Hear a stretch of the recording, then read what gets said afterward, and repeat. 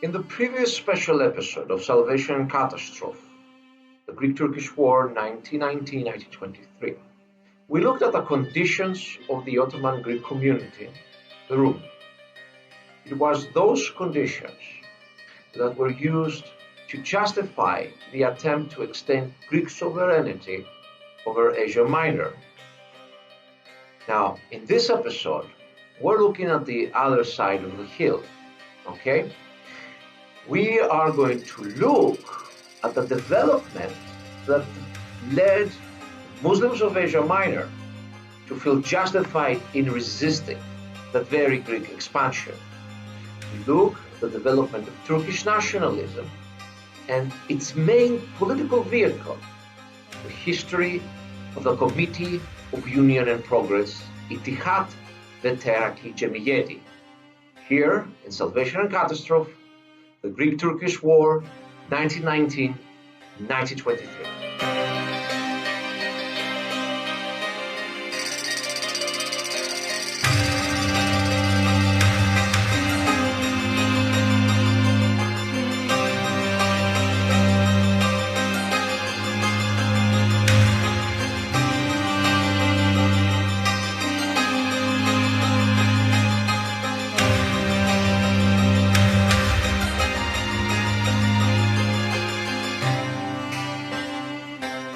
Too many Greeks have a picture of the development of Turkish nationalism that is based on a very simplistic formula.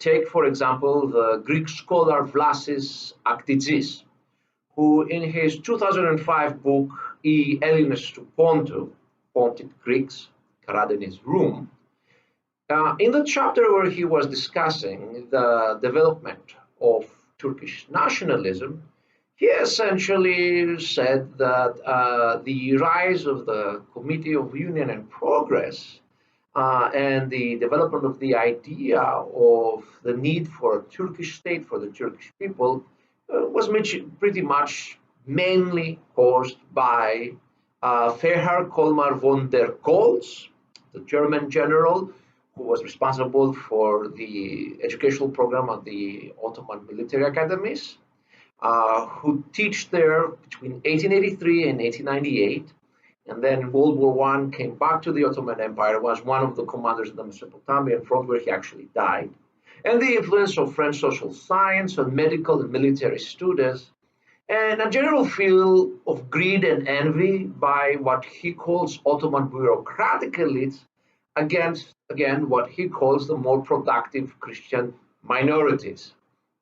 So take a bit of Durkheim, take a bit of von der Goltz, some social Darwinism that is, fashionable in European social science circles, and you get Turkish nationalism.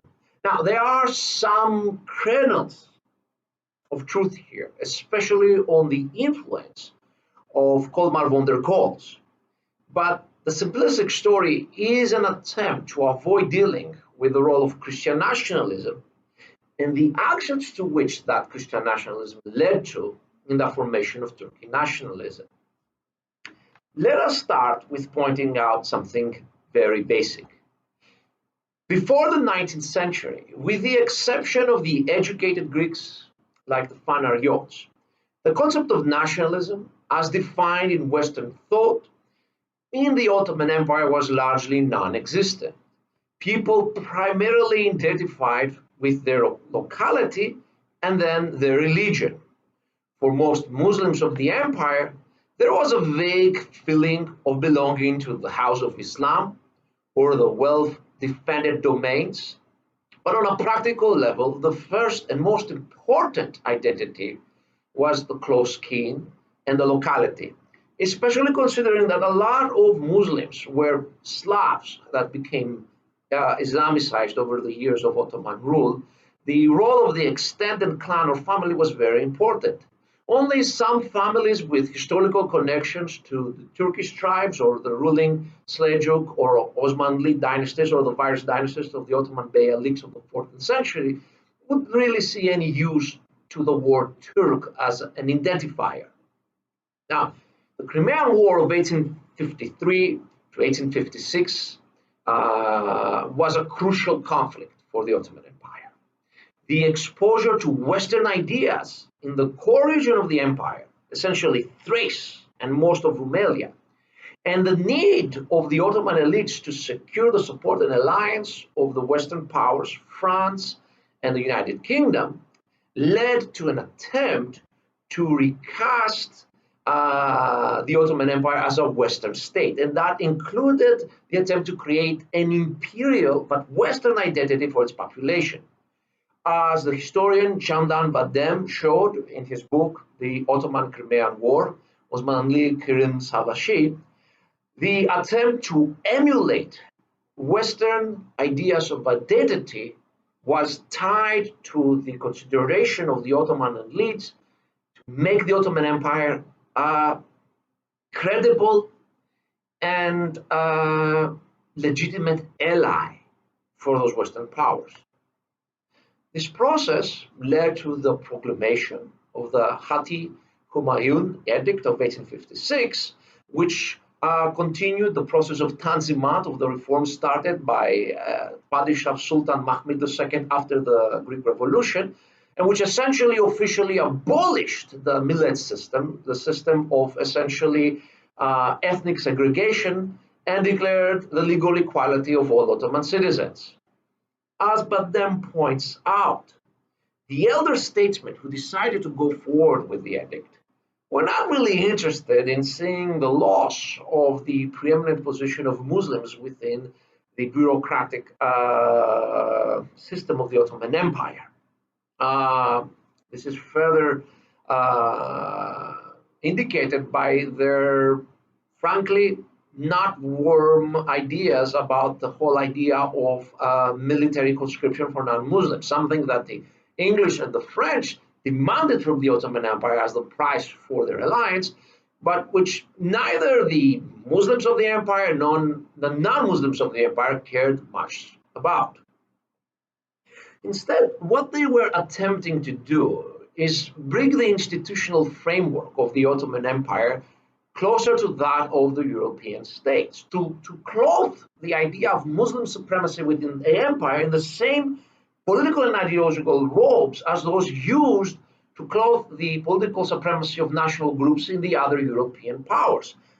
Contrary to the accounts of many Islamophobes, there was nothing intrinsically Islamic to this mix of de facto superiority for a religious or national group within a system of de jure equality between religious and national groups. For example, in the German Empire, the Poles of Prussia were de jure equal to all other Prussians and other Germans, but de facto, German national supremacy was promoted by the state institutions. In the United Kingdom, you had the example of the Catholic population of Ireland, which was increasingly becoming de jure equal, but de facto Protestant ascendancy continued to be promoted by the institutions of the state. Another example of this is the Austrian Empire, and later the Austro-Hungarian Empire that is going to be founded after the 1867 Compromise, in which the de jure equality of the various nationalities went hand in hand with the de facto supremacy of one nationality, especially in the Kingdom of Hungary. Magyars, the Hungarians, were de facto the supreme group, and the state institutions promoted that supremacy. All over Europe, the new nation states that were created, or the new empires that were essentially trying to use a nation state ideology to strengthen themselves, were essentially doing this, granting legal equality to all of the citizens, but de facto treating some of those groups as more equal than the other. The proclamation of the Hati Humayun led to a period of intellectual ferment among educated Muslims. People like Namik Kemal, the well-known poet and playwright, formed a loose movement that sought a modernized Islam that will fit in with the idea of the de jure equality of the various groups of the Ottoman Empire, but de facto supremacy of the Muslims. Movement was called the Young Ottoman Movement. Their primary antagonists were the elder statesmen like Mehmet Emin Ali Pasha, who promoted the unity of elements doctrines of Ottomanism. In Turkish, Nihat Anasır. Their hero was the Grand Vizier Midhat Pasha. The young Ottomans and their opponents all agreed on the need to maintain the preeminent political power of Muslims in the empire, and that the empire should remain a multinational state. What they disagreed on was the ways to square the circle, to square the fact that, legal equality had to be integrated with the reality of de facto supremacy. At this point, Muslim identity was not exclusionist towards cohabitation with Christians, despite the impact of the arrival of about 1 million Circassian and other refugees fleeing the murderous advance of the Christian Russian Empire in the Caucasus in the 1850s and the 1860s. While the arrival of these refugees, especially in the eastern part of Asia Minor, who saw themselves as victims of Christian aggression, did affect Muslim-Christian relations in that area, and especially Muslim-Armenian relations, the empire was largely successful in its integration policy, and the impact of the refugee arrival did not extend beyond the east. This movement of the young Ottomans, and indeed the whole edifice of the Hati Humayun, came to a bloody end with the Great Eastern Crisis of 1875-1885. The wars associated with the crisis led to a catastrophe for the Muslim populations of the northern Balkans, known in Ottoman Turkish as Rumeli. An estimated number of the Muslims that died due to the war, including the victims of massacres perpetrated by Christians, is close to 260,000 people. Another 610,000 people are estimated to have become refugees in the Ottoman Empire. In conjunction with the collapse of the state, this led to an inability of the Ottoman state to successfully integrate the new arrivals. This is part of the reason why Sultan Abdulhamid II decided to impose a personalist autocracy in order to make sure that he controlled the process of integration and assimilation.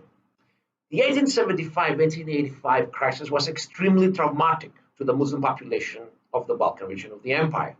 The lack of a Christian ally, which was the case in the Crimean War, where at least Britain and France were allies of the Ottomans, and the trauma of what was essentially ethnic cleansing, exacerbated a latent anti-Christian threat within Muslim identity.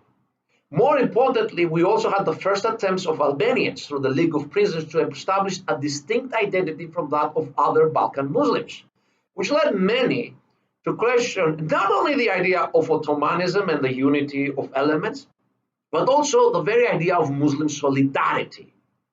The close association of Albanians and Kurds to Muslim groups with distinct linguistic and social identities, with the Hamidian autocracy, further exacerbated the intellectual rift within Muslim solidarity.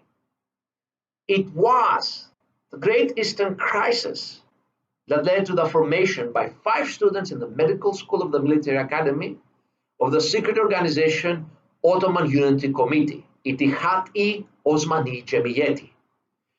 Surprisingly, the founding group came from the very social groups whose claims to special status had weakened the idea of Muslim unity. These were the Albanophone Ibrahim Temu, the Kurdophones Ishak Sukut and Abdulhad Chevet, the Tartar, what we would later call Azeri, Husseinizadeh Ali, later Turan, and the Caucasian Mehmed Rashad. The initial organization's main goal was to oppose the autocracy of Abdulhamid II, but it increasingly started seeing the powerful and combative Armenian national organizations as threats. These 5 initial founders became influenced by the teachings and works of Kolmar von der Goltz, who called for a more exclusivist Muslim Ottoman state, and whose criticism of the Hamidian regime had won him many admirers among young, educated male Muslims who felt excluded by the policies of Abdul Hamid and who were traumatized by the 1875-1885 events. In 1895, Ahmed Reza Bey, an agricultural engineer and intellectual living in exile in Paris, took up the mantle of propagating the ideals of Ottoman unity society and formed the Ottoman Committee of Union and Progress, Ittihat ve Terakki Osmanli Cemiyeti in Paris. In 1895, in Edirne, Adrianople, a branch of the Ottoman Unity Committee is organized by Faik Kaltakıran, a lawyer, the Albanian Hoxha Ibrahim, and Mehmet Talat Bey, a postal clerk. In 1896, this branch becomes associated with a mysterious planning for a coup d'etat against Abdul Hamid II, which is found out and leads to the repression of the Ottoman Unity Committee. During this repression, most of the existing members either had to leave the Ottoman Empire for exile in Europe or were internally exiled, as was the case for Talat Bey. Organized Muslim opposition to the Hamidian regime within the empire ends with this repression. The action moves to Paris and Europe, where the scions of mainly Balkan Ottoman Muslim families go for education or to escape the Ottoman state. There, they become heavily influenced by French and German social positivism and the writings of von der Goltz and other social Darwinist authors. They fear that the demands of Armenians for autonomy, as they see them similar to the Bulgarian demands that led to such deadly results for Muslim civilians. They are such opposed to the idea of an autonomous state for the Armenians. The Paris organization, which comes to be known among the French as the Jeunes Turcs or Young Turks, slowly develops two opposing views when it comes to the answer of what to do about the empire. One forms around Ahmed Reza Bey, and the other one around Mizanshi Mehmed Murat, a historian, who later accepts a pardon from Abdul Hamid that makes him an enemy of all the remaining Young Turks. The main conflict was over the question of the level of state organization and centralization, on whether the Young Turks should ally with anti-Hamidian Christian organizations, mainly the extremely powerful Armenian Revolutionary Federation, Dashank Tiyun. It's very hard to say, so I probably didn't say it right. It was during this period that two key intellectuals joined the movement. One was a descendant of Caucasian Muslim refugees named Yusuf Akçura, and the other was a Kurdophone but opposed to Kurdish particularism called Ziya Gökalp. In 1902, a major conference of anti-Hamidian opposition groups, the Congress of the Ottoman Opposition, is organized in Paris. The Congress quickly shows the deep divide between opposition groups. On the one hand are those people who saw in border clause calls for an exclusionary national state, the only way to protect Rumelian Muslims from a repetition of the catastrophic events of 1875-1885. This faction will coalesce around Ahmed Reza. Their opponents were those influenced by British liberalism and parliamentarianism, and who were interested in maintaining as much as possible the Ottoman Empire, even if that meant accommodating minority interests. This faction coalesced around the exiled member of the Ottoman dynasty, Prince Sabahattin. The group around Ahmed Reza became the Committee for Union and Progress, Ittihat ve Terakki Cemiyeti, while that around Prince Sabahattin became the League for Private Initiative and Decentralization, Tesebushi Sakshi ve Ademi Muerkeziyet Cemiyeti. That is a mouthful. The two groups will become fanatical enemies, and those of you that follow the normal narrative of the show will see their increasing deadly enmity. In its initial period, the Young Turk movement was dominated by medical doctors, most of whom had some military training. 8 of the 14 original founders were doctors. A majority of them were either descended from refugees that left Russia, which was 6 of the 14, or were from the Balkans, which was 5 of the 14. Thus, there was a strong representation among the founders of this nationalist movement of those Muslim populations that lived in regions that had recently been the site of catastrophes for Muslim civilians at the hands of Christians. This is something glossed over by the simplistic narratives of the rise of Turkish nationalism that tend to dominate a lot of the Greek historiography on the matter. Now, in 1905, Ahmed Riza was slowly put in a secondary position in the running of the Committee of Union and Progress by the Dr. Bahattin Shakir, who takes the organization back into clandestine secret character and brings it back into the Ottoman Empire for the first time since 1896. In the Ottoman Empire, meanwhile, in 1906, the ever-redoubtable Talat Bey, restored to work and situated in Selanik, Thessaloniki, creates the Ottoman Freedom Society, Osmanli Hurriyet Cemiyeti. Now, this is independently of the Paris Committee of Union and Progress. He is joined in the founding by Midhat Shukru and Evranosazade Rahmi of the Evranos dynasty of Eastern Roman aristocrats that had changed their religion during the Ottoman conquest of Asia Minor. It is Talat's organization that is able to finally break into the military. Once more, the group is dominated by Balkan Rumelian Muslims, with 8 of the 10 members of the Salonika group being from Rumeli, and the 2 that are from Anatolia being from regions very close to Istanbul, Constantinople.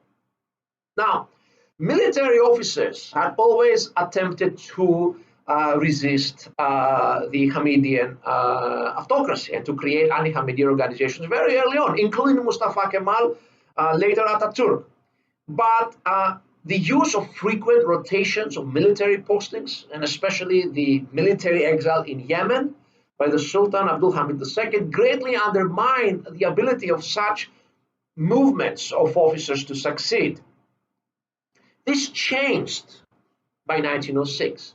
The heightened ethnic conflict between Bulgarians, Slavophones, a lot of the people who today claim to be Northern Macedonians, Greeks, Serbians, Romanians, and Albanians in the broader Macedonian region and the area of the Vardar River Valley required more stable postings. So the emperor stopped moving around his officers a lot. This created the opportunity needed, and at some point, a branch of the Ottoman Freedom Society was created at the city of Monastir, Bitola, by Enver Bey, one of the young officers that came out of the War Academy. This branch spread like wildfire among the military officers stationed with the Third Army in Rumeli. Fethi Okyar, Colonel Sadiq, Azizi Ali al-Misiri, Ismet Bey, later Ismet Pasha in Onu, Kazim Effendi, later Kazim Karabekir, Kazim Ozlab, and Ali Chertikava, all were founding members, all of the military officers. In 1907, the Paris-based Committee of Union and Progress and the Ottoman-based Ottoman Freedom Society are united by the hard work of Dr. Bahattin Shakir with the Committee of Union and Progress, Teraki ve Itihad Cemiyeti. Meanwhile, Yusuf Akçura had begun the intellectual attack on the idea of Ottomanism and the union of elements. In 1908, the Reval meeting at Tallinn between King Edward VII of the United Kingdom and Tsar Nicholas II of Russia sent a massive shockwave among the Ottoman Muslim educated classes. There was a wide belief that Abdul Hamid II's more or less successful foreign policy had worked by using the Anglo-Russian antagonism of the Great Game in the interest of the Ottoman Empire. The Reval meeting was a very clear indicator that this antagonism had come to an end. This created massive alert among the Rumelian Balkan Muslims who feared that it would mean the creation of an autonomous region in Rumelia, in addition to the creation of an autonomous region in eastern Anatolia for Armenians. And for Ottoman Muslims, history had taught that autonomous regions will lead to the kind of events that happened in 1875, 1885, to massacre and to exile. By 1908, the Committee of Progress and Union had 2,000 members across the empire, but mostly situated in Rumeli. Two-thirds of those members were now military officers.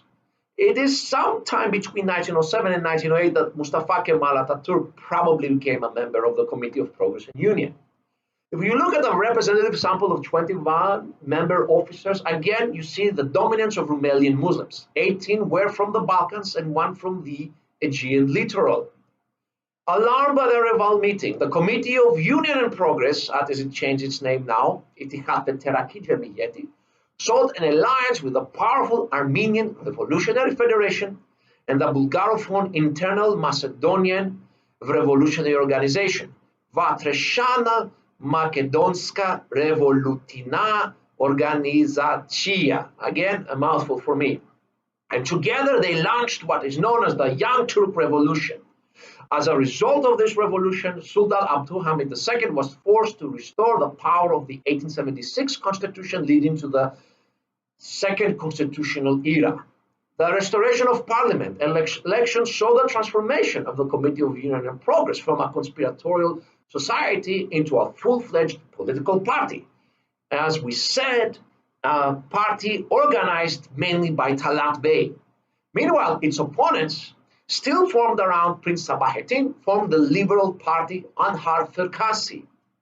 The Committee of Union and Progress dominated the first elections of November-December 1908. On 31st March 1909, a heterogeneous group of opponents of the Committee of Union and Progress attempted to gain control of the state by mobilizing fanatical Muslims against what they called the heathen CUP. They were quickly defeated by the action of CUP-affiliated officers under the non-CUP member command of Mahmud Sebekt Pasha. And Enver Pasha played an important role here. The 31st March incident, as it was called, led to the abdication of Abdülhamid II and the rise of Mehmed V Rashad as Sultan. More importantly, it led to the end of de facto rule of the Ottoman Empire by the Sultan. From now on, power moved to parliament and to the streets. The CUP was now fully committed against the idea of Ottomanism and the unity of elements, and in support of a centralist and homogeneous view of nationalism. They also became much more authoritarian, willing to use force against their political opponents. Especially their educational policies made Ottoman Armenians and Ottoman Greeks the avowed opponents, while both Kurds and Albanians resented the loss of their privileged position under Abdülhamid. Multiple splinter parties started forming, and they joined the opposition of the Liberal Party. Meanwhile, the CUP was also becoming heavily influenced by Turanicist ideology. In 1911, the Turk Okçakları were formed within the CUP to propagate Turanist propaganda. The same year, the various opposition parties, influenced by Prince Sabahattin, united in the Concord and Freedom Party, İtilaf ve Hürriyet Fırkası. The onset of the Libyan War with the Kingdom of Italy in the same year, in conjunction with the non-stop Albanian revolts, led to a military and political crisis. The decision of many of the most active and young and combative of the CUP military officers to leave the Ottoman Empire to go and fight the Italians in Libya opened the way for other young officers who were becoming dissatisfied with the politics of the Committee of Union and Progress to conspire against it. In December 1911, the CUP lost a by-election in Istanbul, Constantinople. In reaction to the political crisis, this led into a crisis of confidence, the Sultan was pressured by elder statesmen to call for new elections. The April 1912 elections, conducted during the war with Italy and in the backdrop of Albanian revolts, were an orgy of violence called the elections of clubs, where the Fedayeen of the Committee of Union and Progress, dominated by Circassian refugees, used violence and intimidation to bring about another crushing electoral victory for the Committee of Union and Progress. However, a group of younger military officers, in retaliation, formed into the conspiratorial organization Savior Officers, Halsakari Zabitan, conducted the very first coup by memorandum in Turkish history against the Committee of Union and Progress. Their action opened the space for a concentrated effort of anti-CUP groups and individuals in power to oust the pre-CUP the pro-CUP factions in power from government. Unfortunately for them, their success coincided with the declaration of the First Balkan War by the Balkan states, partly motivated by opposition to prior Committee of Union and Progress policies when it came to minority education. The Balkan Wars were catastrophic for the Muslim population of the Balkans. An estimated 600,000 Muslim civilians might have lost their lives due to the action of the Christian Balkan states. Another 400,000 became refugees. The loss of the city of Thessaloniki, Monastir Bitola, and Monastir Bitola directly hurt the majority of the membership of the Committee of Union and Progress that came from those cities. The scale of the defeat led to an opportunistic coup d'etat in 1913 by the Committee of Union and Progress, headed mainly by Enver Pasha and Talat Bey, called the Raid on the Sublime Porte. The result was a continuation of the war until also the Committee of Union and Progress was defeated by the Balkan allies. But domestically, it was a great success for the Committee of Union and Progress. When the pro-CUP but not member Grand Vizier Mahmud Sevket Pasha was gunned down by relatives of the murdered in the raid on the Sublime Gate War Minister Nazim Pasha, the Committee of Union and Progress took the opportunity to ban all opposition parties and established what Dr. Faikür calls the first one-party state in the world. Now, while the leadership of the Committee of Union and Progress took the loss of most of Rumeli in stride, since they were heavily influenced by the works of von der Goltz, Yusuf Akçura, and Ziya Gökalp, which were calling for a focus of Turkish nationalism Asia Minor, for the hundreds of thousands of Rumelian Muslim refugee civilians, that trauma was real and deep. Calls for revenge were made, calls directed against Christians in general. The CUP took advantage of this and used the refugees as a weapon in its now overt policy of population homogenization. In 1914, it begins the Milli İstikat National Economy Program, whose goal is to ruin economically Ottoman Greeks. Now, here's the ironic thing. And despite what many Turks and Greeks think about today, 1914, the reality is that in the whole period of Muslim victimization between 1875 and 1913, the Greeks in general played the smallest role. The Greek-Ottoman War of 1897 was not characterized by massive civilian victimization by either side. You can find that out by reading the eyewitness accounts of people like Ahmet Eshlay Bartlet. Even during the Balkan Wars, whether you look at the Turkish official claims, which you can find a link on my website, or the work of Greek Marxist author Tassos Kostopoulos on ethnic cleansing conducted during the expansion of the Greek state in 1912-1922, what you see is that in general, instances of Greek crimes against Muslim civilians were relatively rare compared to the actions of Bulgarians or Serbians. Generally speaking, the Greeks and the Turks after 1830 didn't kill each other in big numbers, and the destruction of the Morean Muslim communities during the Greek Revolution of 1821-1830 was too far back in time to have any real impact on the thinking of people in 1912 or 1914. But, and there is a but, there was one exception to this generally benign picture. Crete, η Λεβεντομάνα. Between 1830 and 1898, the Greek-speaking Greek Christians of Crete and the Greek-speaking Muslims of Crete were engaged in interminable bouts of ethnic conflict. The goal of both sides was to essentially expel the other side from the island or to restrict its presence within the territory of the island. And the idea was not just to control territory, okay?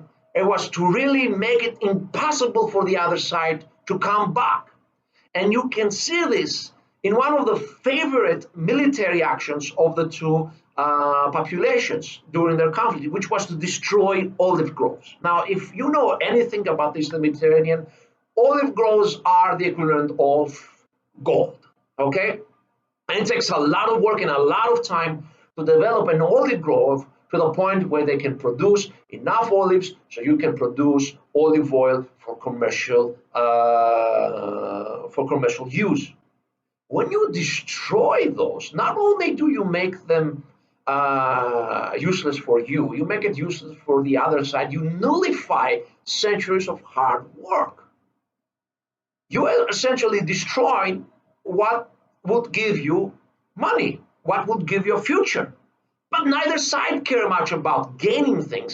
They cared about denying goods to the other. That's why they were willing to destroy the very things that made Crete a place worth fighting over.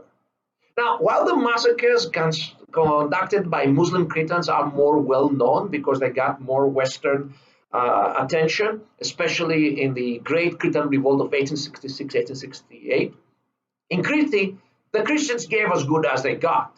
An example of this is the 1897 massacre of the Muslim population of Scythia, which has been preserved in Cretan song. And I'm going to now read first the Greek version of it, and then I'm going to read an English version of it. So I get the song from the book Πόλεμος και Εθνοκάρθαση by Tasos Kotopoulos. And here's the song in Greek. Η νύχτα πέρασε φρικτή, Αγιά Σοφιά και Αρμένους. Βοή στον κάμπο ακούγεται από μισοπεθαμένους. Αντίλαλο που το βουνό σαν κλάιμα κατεβαίνει στον ανθρώπου μέσα την καρδιά σαν τη σάιτα μπαίνει. Σκοτώστε μας ολότελα και κάμετε νησάφι. Αν ίσως παθαμάδικα σας είδω με το άφι. Ετσά μας ή τον εγγραφτό, ετσά τον το κισμέτη. Πληρώνουμε τα κρίματα που έκαμε τον τευλέτη. Οι ρόντετοντες απαντούν με μάτια βουρκωμένα. Οι ρόντι που δανε πολλά από Τούρκους καμωμένα. Ατού γουμένοι κοίτονται, ατού και δεσποτάδες. Ατού τις φάξαν άλλοτες προγόνεις ασαγάδες. Οπού το αίμα τ' άλλου νου χυνεί και δεν δηλιέται, και το παιδιό του θα χυθεί και μην παραπονέται. Οι μάνες τρώνε τα ξινά και τα παιδιά μου διούνε, παππούς στάμπολοι φύτεψε, τα αγώνια το τριγούνε.